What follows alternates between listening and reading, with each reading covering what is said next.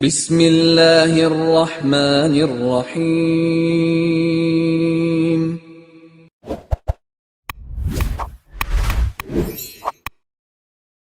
السلام علیکم ورحمۃ اللہ وبرکاتہ۔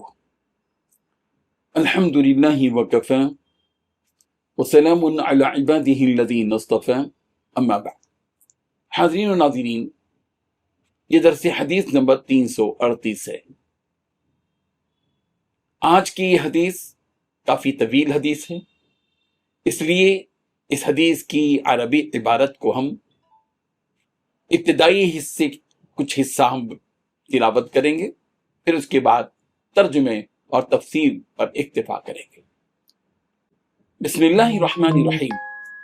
عن ابراہیم ابن محمد من ولد علی بن ابی طالب رضی اللہ عنہ قال كان علی اذا وصف رسول اللہ صلی اللہ علیہ وسلم قال لم يكن رسول اللہ بالطويل الممغد ولا بالقصير المتردد وكان ربعة من القوم لم يكن بالجعد القطط ولا بالسبت كان جعدا رجلا ولم يكن بالمطهم ولا بالمكلثم وكان في وجهه تدوير أبيض مشرب أزعج العينين أهدب الأشفار جلیل المشاشی والکتب الى آخر۔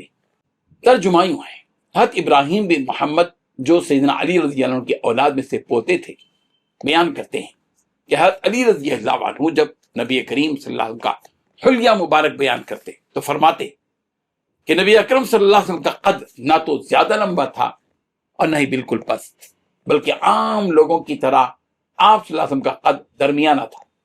آپ صلی اللہ علیہ وسلم کے بال مبارک بہت زیادہ پیچدار بھی نہیں تھے اور نہ بالکل سیدھے تھے، بلکہ تھوڑے سے پیچدار تھے۔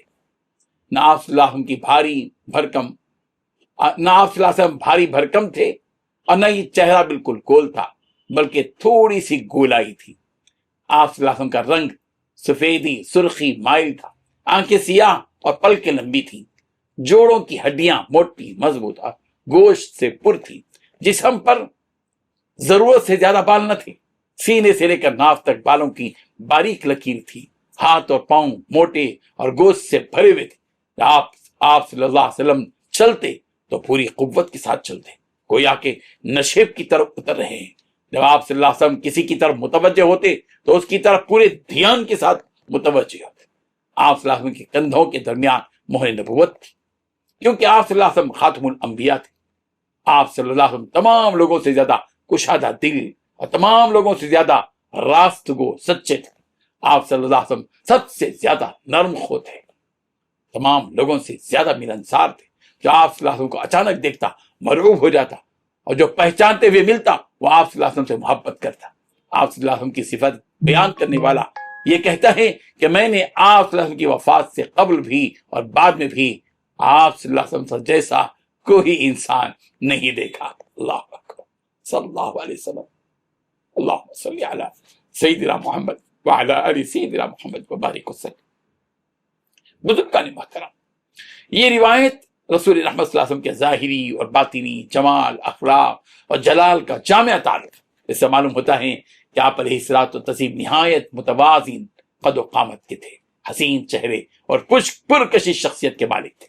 آپ کے بال ہلکی لہر والے، رنگ سرخی مائل سفید، آنکھیں سیاہ اور دلکش، ہاتھ پاؤں گوشت سے بھرے ہوئے اور جوڑ مضبوط تھے، جسم پر غیر ضروری بال نہ تھے، صرف سینے سے ناف تک باریک لکیر تھی۔ آپ جب چلتے تو وقار اور سکون کے ساتھ چلتے، گویا ڈھلوان پر اتر رہے ہیں۔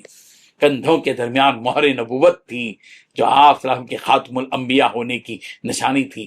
اخلاق میں سب سے زیادہ سچے، نرم خو، بردبار، کشادہ دل اور ملنسار تھے۔ جو پہلی مرتبہ دیکھتا وہ روب میں آ جاتا، اور جو پہچان کر ملتا وہ آپ صلی اللہ علیہ وسلم سے بے پناہ محبت کرنے لگتا۔ راوی آخر میں گواہی دیتا ہے کہ نہ آپ سے پہلے کوئی ایسا دیکھا نہ آپ کے بعد۔ یہ روایت نبی کریم صلی اللہ علیہ وسلم کے کامل حسن، اخلاق اور نورانی شخصیت کی زندہ تصویر پیش کرتی ہے۔ اللہ تبارک و تعالی ہم سب کے دل میں پیارے پیغمبر صلی اللہ علیہ وسلم کا عشق، پیارے پیغمبر صلی اللہ علیہ وسلم کی محبت، پیارے پیغمبر صلی اللہ علیہ وسلم کی عظمت پیدا فرمائے اور آپ کی اتباع میں اپنی زندگی بسر کرنے کی توفیق عطا فرمائے۔ آمین۔ وآخر دعوانا ان الحمد للہ رب العالمین۔